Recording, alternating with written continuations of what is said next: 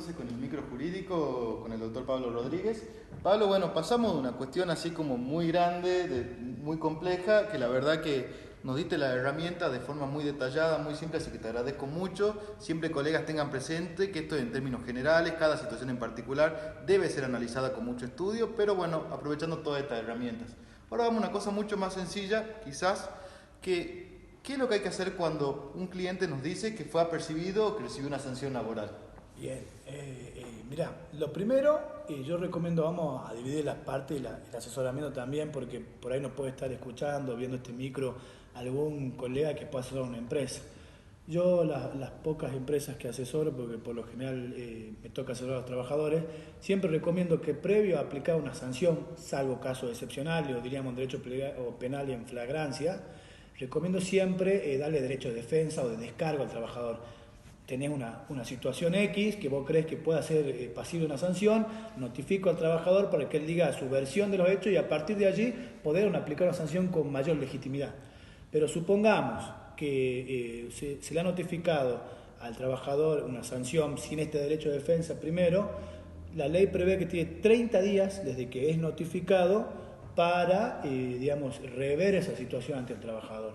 O sea, puede impugnar esa sanción. Primero puede impugnarla porque entiende que no ha cometido la falta o que no ha sido en las circunstancias en que el empleador denuncia, o también, habiendo cometido la falta, la sanción puede ser excesiva para el caso. Recordemos que las sanciones deben tener primero una relación directa con el hecho y tener un principio de gradualidad y temporalidad, es decir, si es la primera vez que esta persona falta al trabajo, no le puedo aplicar 5 días de suspensión. Tendré que llamarle la atención, apercibirlo tal vez, y a medida que va cometiendo distintas faltas, las sanciones pueden ir incrementándose porque son graduales. Todas esas cuestiones hay que analizarlas al momento en que llega el trabajador con una sanción, pero recordemos que lo importante para los colegas es que tienen 30 días corridos, no hable guarda con eso, son 30 días corridos para impugnar la sanción. Perfecto, buenísimo, Pablo. Ahora sí vamos a otra pregunta que tiene que ver con los accidentes laborales. ¿Qué es lo que debe hacer un abogado cuando llega un cliente a nuestro estudio que nos dice que sufrió un accidente de trabajo? Primero, ¿qué se entiende por accidente de trabajo? Muy bien. Accidente de trabajo. La propia ley de riesgo de trabajo, la 24557, el artículo 6, si no recuerdo, lo define como un acontecimiento súbito y violento que se produce en ocasión o por el hecho del trabajo, básicamente es eso, y que puede ser también producido en el trayecto, lo que se conoce como accidente in itinere, en el trayecto entre la casa del trabajador, el domicilio del trabajador y el lugar de trabajo y viceversa. Entonces, básicamente un accidente es un hecho súbito y violento por el cual el trabajador sufre un accidente, pero con esta característica, que tiene que ser en hecho o en ocasión del trabajo. ¿Qué quiere decir? En hecho, porque lo sufre a consecuencia de su trabajo. Si yo soy un maquinista y sufro un accidente porque se me cayó la grúa que estoy manejando, claramente es por el hecho del trabajo. Y en ocasión, por la simple situación de estar en el lugar de trabajo. Hay un fallo de la provincia de Jujuy, donde en una municipalidad, una mujer que trabajaba simplemente en tareas administrativas sufrió una ACV. Nada tenía que ver con el trabajo. O sea, no tenía relación directa, pero como fue en el lugar de trabajo, se obligó a esta municipalidad a repararla. Por eso que también saber que esta situación también encuadra dentro del concepto de accidente de trabajo. Perfecto, entonces muy bueno tener, digamos, por ahí esos conceptos. En ocasión o por hecho del trabajo. Por el hecho del trabajo. Ahora, con respecto al accidente laboral in itinere, yo entiendo, por ejemplo, que es cuando yo me subo a mi vehículo en dirección a mi trabajo y tengo algún accidente o algún percance, también corresponde reclamo. Corresponde, exactamente. Lo que dice la ley es, cuando se produce el accidente entre el domicilio del trabajador y el lugar de trabajo o viceversa, siempre y cuando el trabajador no haya desviado su camino habitual por cuestiones ajenas al trabajo. ¿Qué quiere decir? Si yo todos los días me levanto en mi casa, me subo al auto y voy a mi lugar de trabajo más o menos por la misma ruta y en el medio me pasa un accidente, va a ser considerado un accidente in itinere y protegido por la ley de riesgo de trabajo. Ahora, si en cambio yo ese día salí del trabajo, dije, no, tengo tiempo, me fui a ver a mi mami a otro lugar, a otro barrio, me fui para Chijra, supongamos, por poner un ejemplo, y en esa desviación del trayecto a mí me sucede un accidente, ese accidente ya no va a ser en itinerario, porque yo desvié mi trayecto habitual por una situación ajena al trabajo. Claro, totalmente. Por ahí cuando uno sale del trabajo, si uno va a su casa, se encuentra comprendido dentro de este concepto.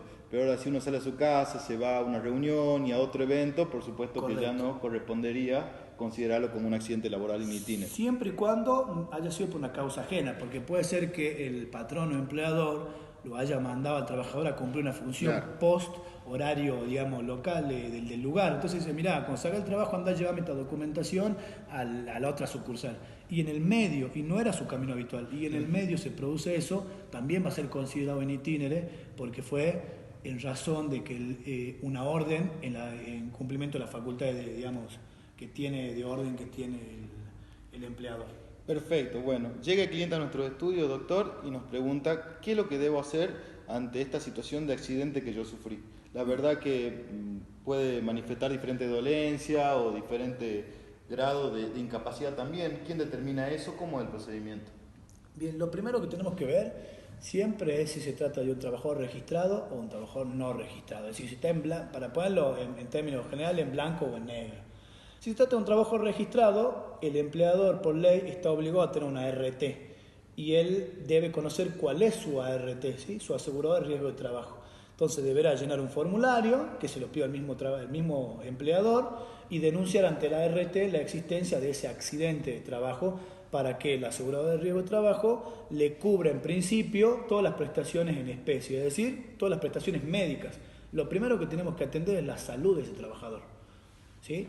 Si se trata de un trabajador en negro, lamentablemente ahí ese trabajador se encuentra totalmente desamparado y tenemos básicamente dos opciones. O demandar directamente ante la justicia, por lo menos hasta el día de hoy, entiendo yo que todavía se puede demandar directamente, planteando la inconstitucionalidad de algunos artículos de la ley 24.557, o, aunque sea un trabajador negro, podemos recurrir ante la comisión médica jurisdiccional, que en el caso de Jujuy es la número 22, para que los médicos de ahí le determinen un grado de incapacidad. Determinado ese grado de incapacidad, después recurrir y directamente demandar judicialmente. Perfecto, buenísimo. Entonces, en blanco tienen que ir a la RT, que tiene que haberle sido informada por el empleador, y en negro ir a la comisión médica o demandar directamente de acuerdo a estos antecedentes judiciales que menciona el doctor.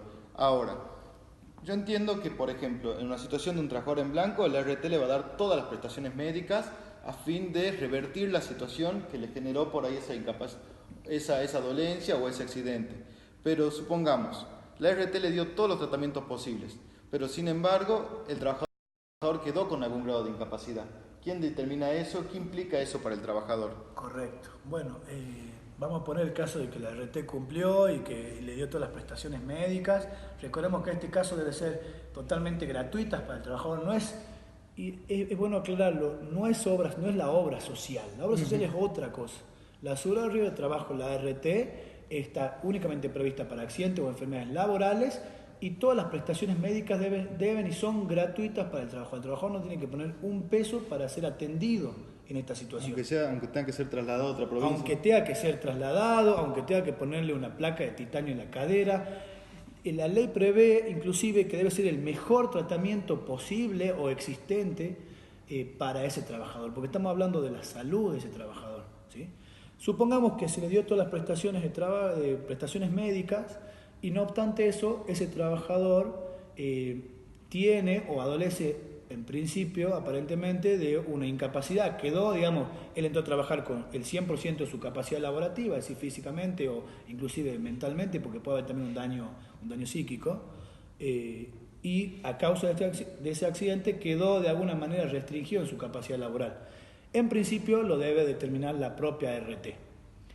La RT puede terminar las prestaciones médicas y decir, no, a mí me parece de que esta persona ya está curada. Bueno, esa es una opción. La RT puede decir, me parece que sí, que tiene una incapacidad y el grado de incapacidad que de acuerdo a los médicos que ellos tienen es este. Vamos a poner ejemplo, 5%. ¿Sí? O puede no decir nada. Puede terminar las prestaciones médicas y no expedirse de ninguna forma. En esos tres casos podemos hacer, ya sea recurrir ante la Comisión Médica número 22 de la provincia de Jujuy o directamente demandar cuando entendemos, por ejemplo, de que la RT dijo que no hay una incapacidad sobreviniente y nosotros entendemos que sí, bueno, podemos ir a la comisión número 22 o demandar judicialmente. O cuando no nos respondió nada, o cuando nos responde diciendo de que no hay una incapacidad, o cuando hay una incapacidad, pero entendemos que el grado, tenemos disidencia en el grado, ellos dicen un 5% y yo digo un 10 o un 15%. Por eso digo, está buena la herramienta de la Comisión Médica número 22 en relación a la parte, digamos, de la determinación de la incapacidad, porque es muy difícil que vos consigas en la práctica un médico privado que te determine un grado de incapacidad. Lo va a lograr ya sea a través de la comisión médica o judicialmente con un perito, pero no de forma particular. Ningún médico que yo conozca, por lo menos hasta ahora en la práctica, te va a determinar, digamos, extrajudicialmente un grado de incapacidad. Es central lo que vos decís, doctor, porque en realidad de lo que estamos hablando, digo, es de la salud, por supuesto, que es un derecho importante y fundamental, pero también tiene que ver con la vida del día a día y la vida diaria de ese trabajador, porque un trabajador que por ahí quedó con una incapacidad de un 40 o un 50%, y luego pierde su trabajo, difícilmente puede encontrar otro trabajo en atención a ese nivel de discapacidad, con lo cual, o de incapacidad laboral sobreviviente, con lo cual es importante que lo que le vayan a abonar en concepto de incapacidad refleje el daño que él tiene, refleje la incapacidad real que él tiene y justifique una indemnización, puesto que él ya quedó para toda la vida quizás con esa incapacidad. Exactamente, por eso la ley, la propia ley, es muy bien lo que vos decías, Agustín, porque la propia ley de riesgo de trabajo distingue lo que se conoce como incapacidad laboral temporaria o ILT y la incapacidad laboral permanente o ILP. Entonces, cuando ya se produce una ILP, una incapacidad laboral permanente, esa persona no va a recuperar sus condiciones laborales y como vos bien decís, yo te puse ejemplo un 5%, pero estamos hablando de un carnicero que pierde una mano y si es un mano útil con mayor razón, le va a costar muchísimo ingresar nuevamente en el mercado laboral, mucho más si se produjo un despido, porque muchas veces el propio empleador lo despide porque ya no, entre comillas, ya no le sirve para el trabajo que hacía. Entonces, y para la vida diaria, entonces es muy importante que sea correctamente indemnizado.